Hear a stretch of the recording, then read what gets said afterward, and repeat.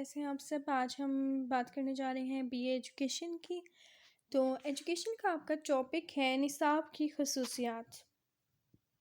سب سے پہلے آپ کو نصاب ورڈ کے بارے میں پتہ ہونا چاہیے کہ نصاب کیا ہے۔ نصاب کو انگلش میں، کیونکہ جب بھی آپ کو نصاب پہ کوشچن آئے گا you have to add a brief introduction of your answer. آپ نے اپنے آنسر کا ایک بریف انٹروڈکشن دینا ہوگا۔ تو نصاب جو ہے اسے انگلش میں کریکولم کہتے ہیں، ٹھیک ہے؟ یہ کیا ہے؟ انگلش میں اسے کریکولم کہا جاتا ہے۔ اور یہ جو ورڈ ہے، ٹھیک ہے، کریکولم، یہ لاطینی زبان سے نکلا ہے۔ اور کریکولم یعنی نصاب۔ نصاب کیا ہے؟ جس پہ بچوں کے آگے جو ایک ڈیولپمنٹ ہے، اس کی تعلیم کی جو ڈیولپمنٹ ہے وہ بیس کرتی ہے، ٹھیک ہے؟ مطلب ایک بچہ جو ہے کیسے کسی سلیبس کو، آپ کو پتہ ہے اب آپ کے نصاب میں جیسے کہ بھی آپ دیکھ لیں کہ بی اے لیول تک نا، میں آپ کو پی ڈی ایف ابھی اسکرین پہ شو کر دیتی ہوں۔ تو آپ کو بی اے لیول تک جو تعلیم حاصل کرنی ہوتی ہے اس میں اسلامک اسٹڈیز آپ کا کمپلسری سبجیکٹ ہے، اسلامیات کمپلسری ہے۔ کیونکہ اسلام جو ہے وہ ہمارا مطلب جینے کا ایک نظریہ ہے، ٹھیک ہے؟ پاکستان اسٹڈیز کمپلسری ہے تاکہ آپ کو پتہ چلے کہ ہم نے پاکستان کیسے حاصل کیا، ہمارے نظریات کیا ہیں۔ تو یہ ہوتا ہے نصاب، ٹھیک ہے؟ نصاب جو ہے اسے کہتے ہیں ایک، یہ آپ کا پاتھ وے ہے، ٹھیک ہے، جو آپ کو رستہ دکھاتا ہے اور آپ کو اس قابل بناتا ہے کہ آپ نے آگے کیا کرنا ہے اور مطلب کون سا رستہ چوز کرنا ہے۔ فردر میں اگر آپ کو اس کو ایکسپلین کروں تو آکسفورڈ ڈکشنری میں اس کی ایک ڈیفینیشن ہے، نصاب سے مراد وہ تجربات ہیں جنہیں اسکول استعمال کر کے تعلیم کے مقاصد میں مدد لیتا ہے، ٹھیک ہے؟ یعنی اسکول جو ہے ان مقاصد کو، کچھ ایسے مقاصد ہوتے ہیں جن کو فلفل کرتا ہے، اسے نصاب کہتے ہیں۔ اب میں آپ کو نصاب کی خصوصیات کروانے جا رہی ہوں۔ میرا کانٹیکٹ نمبر یہاں پہ اویلیبل ہے، آپ بچے مجھ سے رابطہ کر سکتے ہیں۔ اور بی اے انگلش اور بی اے ایجوکیشن کا آن لائن سیشن چل رہا ہے، آپ میں سے جو اسٹوڈنٹس انٹرسٹڈ ہیں وہ انرول ہو سکتے ہیں۔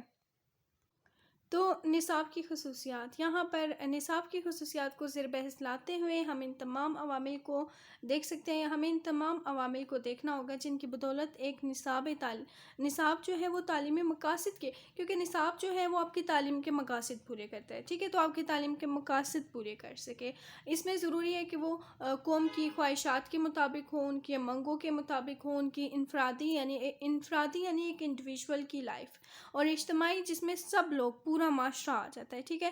تو ان سے مطلب اجتماعی پہلوؤں سے ماہرین اسے قابل تعریف سمجھتے ہیں۔ نصاب کی یہ خصوصیت درج ذیل ہے۔ نمبر 1، فلسفہ حیات سے ہم آہنگ، یعنی آپ کا جو نصاب ہے وہ ایسا ہونا چاہیے جو آپ کی زندگی گزارنے کا جو فلسفہ ہے اس سے ہم آہنگ ہو۔ یعنی اچھے نصاب کی سب سے پہلی خصوصیت یہ ہے کہ وہ معاشرے کے فلسفہ حیات سے مطابقت رکھتا ہو۔ فلسفہ حیات وہ شجر یعنی سایہ ہے جسے پوری انسانی زندگی آرام و سکون سے حاصل کرتی ہے، یعنی تعلیمی عناصر۔ اچھا، تعلیم ایک ایسی چیز ہے نا جو کہ مطلب آپ کو کبھی بھی نا، اگر کبھی آپ زندگی میں مشکل حالات سے دو چار ہیں تو تعلیم آپ کو سہارا دیتی ہے۔ تعلیم آپ کا ایک پروفیشن بھی ہے، ٹھیک ہے؟ تو تعلیم جو ہے، تعلیم ایک ایسا زیور ہے جو آپ سے کوئی بھی نہیں چھین سکتا۔ تو معاشرے کی اولین خواہش اس کی اقدار، روایات، نظریات، عقائد اور رجحانات کا تحفظ ہے۔ نصاب ان ذمہ داریوں سے صرف اسی وقت عہدہ برا ہو سکتا ہے جب یہ فلسفہ حیات سے ہم آہنگ ہو۔ تو اس لیے جو کہا جاتا ہے نا، نصاب وہ زندگی کے فلسفے سے ملتا جلتا ہونا چاہیے۔ پوائنٹ نمبر 2 ہے سماجی شعور کی نشوونما۔ ایک بہتر عمدہ نصاب افراد کو معاشرتی فہم یعنی معاشرے کو سمجھنے کے قابل بناتا ہے۔ یعنی جو اب آپ بکس پڑھتے ہیں، آپ کا جو سلیبس ہے وہ ایسے مطلب بنایا گیا ہے کہ آپ سوسائٹی کو انڈرسٹینڈ کر سکیں تاکہ وہ اپنی معاشرتی ذمہ داریوں سے آگاہ ہو سکیں۔ نصاب میں ایسی سرگرمیاں بھی شامل ہیں جو بچے کی انفرادی اور اجتماعی دونوں طرح کی یا پھر ضروری معلومات اور مہارتیں اسے فراہم کرتا ہے۔ نصاب کو چاہیے کہ وہ طلبہ کو معاشرتی اقدار، روایات سے باخبر رکھے اور ایک فرد کی سب سے بڑی ضرورت معاشرے میں مناسب مقام اور مرتبہ جو ہے اس کا حصول ہے۔ آپ کو پتہ ہے آج کل کا جو ماحول ہے وہ کتنا پیچیدہ ہو چکا ہے، اور وہ اپنے معاشرتی ماحول سے آگاہ ہو کر اسے مطابقت پیدا کریں، کیونکہ نصاب ایسا ہونا جو کہ آپ کو اس قابل بنائے یا جسے پڑھ کے بچہ معاشرے کو سمجھ سکے، آپ میں حقوق اور فرائض جو ہیں ان کے اوصاف پیدا ہوں، عملی زندگی گزارنے میں ان اوصاف کو آپ استعمال کریں، ٹھیک ہے۔ انفرادی نشوونما یعنی اس میں ایک انڈیویجول کی، اس کی صلاحیتوں کی، ایک انسان کی انفرادی نشوونما ہوتی ہے، اسے پتہ چلتا ہے کہ اس نے دوسروں کے ساتھ کیسے بیہیو کرنا ہے، ٹھیک ہے۔ تو یہ اس کا سیکھنے سکھانے کا عمل ہوتا ہے۔ تو اسکول میں طلبہ مختلف انفرادی صلاحیتوں کے ساتھ داخل ہوتے ہیں، نصاب کا فرض ہے کہ وہ ان کی صلاحیتوں کو مزید اجاگر کرے۔ انفرادیت کی نشوونما کے لیے بچوں کی صلاحیتوں کے ساتھ ساتھ ان کی استعداد، رجحانات، پسند اور ناپسند رویوں اور تدریس کو مد نظر رکھا جاتا ہے۔ جیسے کہ ابھی چھوٹے بچوں کو نا ڈائریکٹ لرننگ نہیں سٹارٹ کروائی جاتی۔ اب کیا ہوتا ہے کہ بچے کو پہلے وہ جاتا ہے مطلب بالکل نرسری کا بچہ کلاس روم میں جاتا ہے، اپنا لنچ لے کے جاتا ہے، ڈسپلن سیکھتا ہے، وہاں پر کھاتا پیتا ہے اور آ جاتا ہے، ٹھیک ہے، لنچ کرتا ہے، کارٹون دیکھتا ہے اور آ جاتا ہے، ٹھیک ہے۔ جیسے جیسے پھر وہ ڈیولپ ہوتا ہے، مطلب جیسے جیسے ٹائم گزرتا ہے پھر اس کو آہستہ آہستہ قلم دی جاتی ہے، ٹھیک ہے، اور وہ لکھنا شروع کرتا ہے، ٹھیک ہے۔ تو یہ ساری چیزیں ہوتی ہیں ہر بچے کی دلچسپیوں اور صلاحیتوں سے، کیونکہ اس طرح سے بچہ جو ہے وہ تعلیم سے اکتاتا نہیں ہے اور اچھی طرح سے پرفارمنس اپنی اچھی دیتا ہے۔ اس کے بعد جملہ تعلیمی مقاصد کا حصول۔ تو اس میں تعلیمی مقاصد یعنی تعلیم کا مقصد کیا ہے، یہاں پہ میں آپ کو سمپل بتا دیتی ہوں کہ فرد کی مکمل ذہنی، جسمانی، اخلاقی، معاشرتی، جذباتی اور روحانی نشوونما، یعنی یہ تمام نشوونما جو ہے آپ کی تعلیم کے ذریعے ممکن ہے، اور اگر اس چیز کو نصاب میں شامل کر دیا جائے تو آپ کا نصاب ان تمام آپ کی خصوصیات کو پورا کرے گا، ٹھیک ہے۔ اس سے آپ کی سیرت اور جو کردار ہے اس کی تعمیر بھی ہو سکے گی۔ اس کے بعد ہے تجربات اور تعلم میں تسلسل۔ اچھا نصاب تجربات اور تعلم میں ربط اور تسلسل قائم کرتا ہے، اور معلومات کو ایک منظم، وحدت اور جامع منصوبے کی شکل دیتا ہے، جس کی ہر کڑی دوسری کڑی سے منسلک ہوتی ہے۔ اور اصول تسلسل کا مطلب یہی ہے کہ نصاب میں ایک تسلسل ہونا چاہیے، ٹھیک ہے۔ جیسے اب چھوٹی کلاسز کی جو میتھمیٹکس ہے وہ کتنی زیادہ آپ کہہ سکتے ہیں کہ مطلب ایزی ہے بچوں کے لیے، ٹھیک ہے۔ جیسے بچوں کو سب سے پہلے پلس مائنس کے کوشچنس کروائے جاتے ہیں، پھر جیسے جیسے ٹائم گزرتا ہے تو بچے کو جو میتھمیٹکس ہے، ٹھیک ہے، اس کو اس قابل بنایا جاتا ہے کہ وہ ڈیفرنٹ پرابلمس کو سولو کر سکے، میتھمیٹیکل پرابلمس کو۔ تو یہ ایک نا سیڑھی ہوتی ہے، ٹھیک ہے، اس کی بنیاد ایک سیڑھی ہوتی ہے، اور وہ اپنے مراحل طے کرتا ہے، جیسے ابتدائی تعلیم، ٹھیک ہے، چھوٹی جماعت کی تعلیم ہے، اس کے بعد ثانوی تعلیم ہے، پھر اعلیٰ تعلیم ہے، ٹھیک ہے۔ تو مطلب یہ تعلیم کو مدارج میں ڈیوائڈ کیا گیا ہے۔ اعلیٰ تعلیم حاصل کرنے کے بعد آپ اس قابل ہو جاتے ہیں کہ آپ اپنا کوئی پیشہ چوز کر سکیں، لچکدار اور جمہوری انداز، ٹھیک ہے۔ تو مختلف معاشرتی، اقتصادی، سائنسی اور سیاسی تبدیلیوں کے ساتھ نصاب کی تبدیلی ناگزیر ہوتی چلی جا رہی ہے۔ ضروری ہے کہ نصاب میں ہلکی مطلب دیکھا جائے کہ وہ ملکی اور معاشرتی تقاضوں کے مطابق ہونا چاہیے، تاکہ اگر ممکن ہو سکے تو مناسب ترمیم اور اضافہ کیا جا سکے۔ نصاب لچکدار سے کیا مراد ہے کہ نصاب میں جب چاہیں ہم کوئی تبدیلی کرنا چاہیں تو کر سکیں، ٹھیک ہے، ایسا نصاب ہونا چاہیے۔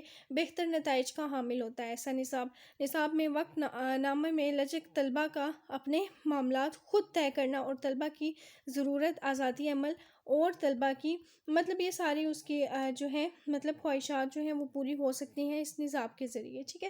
پھر کہتا ہے کہ شمولیت اور تعاون، اشتراک جیسے اوصاف آپ کے اندر اوصاف کے لیے گنجائش ہوتی ہے، اور اس نصاب میں اساتذہ، طلبہ، اساتذہ اور انتظامیہ سب ایک دوسرے سے باہمی افہام و تفہیم کے انداز میں تعلیمی عمل کو سر انجام دیتے ہیں۔ لچکدار اور جمہوری صفات کا حامل نصاب ہی عصری تقاضوں کا ساتھ دے سکتا ہے، کیونکہ ترمیم اور اضافہ اور تجدید میں زندگی ہے بلکہ جمود اور موت بھی ہے۔ متوازن نصاب وہ ہوتا ہے، یعنی ایک تو وہ طلبہ کی متوازن نشوونما کرتا ہے، ٹھیک ہے، دوسرا یہ کہ اس کی مختلف سرگرمیوں اور عناصر میں اعتدال یعنی درمیانہ رویہ قائم کرتا ہے۔ ایک عنصر اتنا غالب نہ ہو جائے کہ دوسرے عنصر دب جائے، اور جس طرح ہمارے معاشرے میں موجود سسٹم میں امتحانات ہے اس قدر حاوی ہو چکا ہے کہ باقی عنصر، طریقہ تعلیم، نصابی سرگرمیاں، ہم نصابی سرگرمیاں، مقاصد، تعلیمی ماحول بالکل فراموش ہو کے رہ گئے ہیں، ٹھیک ہے۔ اب بچوں کو کیا ہے کہ ان کو بس یہی ہے کہ پہلے دیکھ لو کہ پہلے آپ کو کیا آتا ہے، ٹھیک ہے، اور پیپرز کے نزدیک وہ رٹالائزیشن شروع کر دیتے ہیں اور رٹے لگا کر پیپر دیتے ہیں، ٹھیک ہے۔ تو یہ بھی توازن ہے، نصاب میں مضامین کی تعداد تعلیمی سطح کے لحاظ سے سب مناسب ہو، لازمی اور اختیاری مضامین، نظری اور عملی حصے میں توازن ہو، دنیا کے ساتھ ساتھ دینی تقاضے بھی پورے ہوں، یعنی تعلیم ایسی ہو جس میں مذہب کو بھی کار فرما رکھا جائے۔ علاقائی، ملکی اور مقامی بین الاقوامی ضرورتیں پوری ہو سکیں، سب جو ہے نصاب کے متوازی ہونے میں بنیادی اہمیت رکھتے ہیں۔ اس کے بعد ہے مدرسے اور معاشرتی وسائل سے بھرپور استفادہ۔ تعلیم آپ کو اس قابل بناتی ہے کہ آپ کے پاس جو بھی وسائل ہیں، جو بھی کچھ موجود ہے، آپ اس سے فائدہ اٹھا سکیں اور آپ کے اندر اتنی ایبیلٹی ہو کہ آپ کو پتہ چل سکے کہ آپ کے لیے کیا اچھا ہے، ٹھیک ہے، یہ سمپل ہے۔ اس کے بعد پوائنٹ نمبر 9، معاشی ضروریات کی تکمیل، یعنی نصاب جو آپ کو اس قابل بناتا ہے تاکہ آپ اپنا کوئی پیشہ اڈاپٹ کر سکیں، ٹھیک ہے۔ یعنی تعلیم یا نصاب ایسا ہوتا ہے، اعلیٰ تعلیم کے بعد آپ کوئی پیشہ چوز کرتے ہیں اور پڑھے لکھے افراد جو ہیں آپ کو پتہ ہے وہ کسی نہ کسی پیشے سے منسلک ہو جاتے ہیں اور یہ ان کا کمائی کا یا روزگار کا ذریعہ بنتا ہے۔ پوائنٹ نمبر 10 ہے نفسیاتی تقاضوں کی تکمیل۔ ماہرین تعلیم اس بات پر متفق ہے کہ نصاب کو نفسیاتی تقاضوں سے ہم آہنگ ہونا چاہیے۔ طلبہ محض کتابی علم، کلاس روم یا کلاس ورک سے معاشرے کے پسندیدہ افراد نہیں بن سکتے۔ یہ اصرار نفسیاتی اصولوں کے خلاف ہے۔ طلبہ کی پسند اور ان کی آماد کی خوشی، دلچسپی کے بغیر تعلیم و تربیت کا عمل ادھورا ہے، لہٰذا نصاب کو طلبہ کی نفسیاتی ضرورتوں اور تقاضوں کے مطابق ہونا چاہیے۔ اور اس سلسلے میں یعنی نصاب یہ نہیں کہ بس آپ پر تھوپا جائے، بلکہ آپ وہ سبجیکٹ چوز کریں یا وہ نصاب چوز کریں جس میں آپ کا انٹرسٹ ہو، ٹھیک ہے، تو یہاں پر یہ بات کی جا رہی ہے۔ پھر کہتے ہیں بین الاقوامیت۔ اچھے نصاب کی خصوصیت میں بین الاقوامیت بھی ایک عنصر ہے۔ آج سے ایک صدی پہلے دنیا کی حالت نہیں تھی۔ موجودہ عالمی نقشے اور اس بات کا متقاضی ہے کہ نصاب طلبہ میں بین الاقوامی سوچ اور فکر پیدا کرتا ہے، چونکہ سمٹ کر قریب آ چکی ہے۔ نصاب میں یہ خصوصیت بھی پائی جاتی ہے کہ طلبہ صرف اپنے علاقے یا ملک تک محدود ہو کر نہ رہ جائے، ان میں عالمگیری، انسانی سوچ، ہمدردی اور احترام کے جذبات قائم ہوں۔ نصابی اور ہم نصابی سرگرمیاں ضروری نہیں کہ نصابی بلکہ ہم نصابی سرگرمیاں بھی ہونی چاہیے۔ ایسے ہوتا ہے نا کہ بچہ مطلب پڑھ کے اتنا تنگ آ جاتا ہے کہ اگلے دن اس کا دل نہیں کرتا پڑھنے کا، تو ضروری ہے کہ آپ بچوں کے لیے فن فیئر، ٹھیک ہے، اور یا پھر سپورٹس ڈے، اس قسم کی ایکٹیویٹیز وغیرہ جو ہے مطلب قائم کر دیں تاکہ ایک تناسب جو ہے یا پھر ایک بیلنس قائم ہو سکے۔ تو اس میں یہ بات کی جا رہی ہے، ٹھیک ہے، تو یہ اچھے سے کریں۔ If there will be any question you may ask me. Okay then, اللہ حافظ۔